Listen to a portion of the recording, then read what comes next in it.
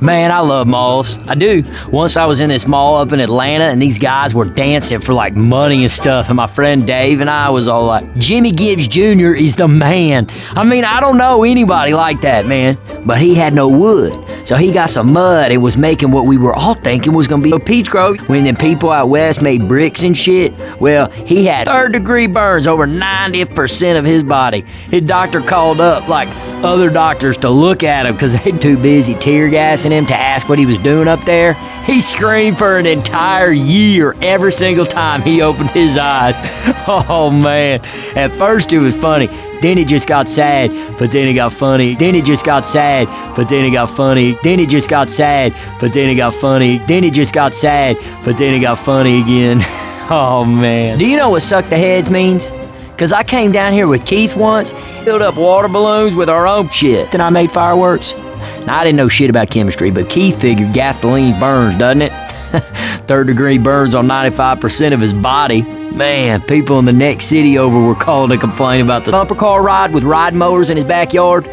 Mower blade wounds over 90% of his body. I didn't run him over either. He somehow managed to fall under his own. Not the case, according to Keith. Son of a bitch flew right through that graveyard once for a whole year. It wasn't a dare or nothing. He just got kicked out of his house. He said he never saw a single ghost except this one time when a ghost stabbed him from behind. I ever tell you about the time my buddy Keith fell out the roller coaster? Yeah, he didn't drop forward, mind you, just onto the tracks, but the carnival people wouldn't stop the ride because all the other people paid good money, and Keith got rolled by a gator in a swamp.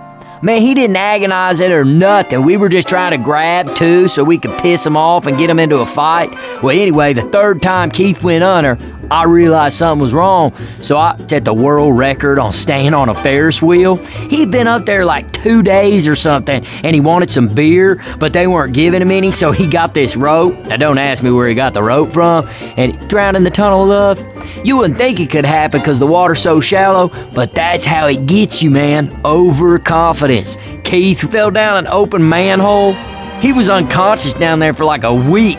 During that time, unbeknownst to Keith, they paved over his lady. At the time, Keith snuck a paintball guns on a roller coaster. I never heard of anybody else doing it, so I thought we might invent a sport. So Keith called the patent office, but the Army bombed my buddy Keith. He went camping and didn't bother to read the signs, and I guess they were just testing bombs that day. All sorts of stuff, too, not just regular bombs, like biological nerve gas bombs, shrapnel bombs, these bombs that break up into the air to like 100 smaller bombs. And we had to fight our way down like 5 floors of zombie. Wait a second. I guess that was you guys. Oh, shit, man. I can't wait to tell Keith. He drove his car off a cliff, broke both his legs. Hey, it's not a funny ha-ha story so much as it's a make-you-think story. For instance, windshields look pretty durable, right? Yeah, not the case according to Keith. Son of a bitch flew right through that sucker.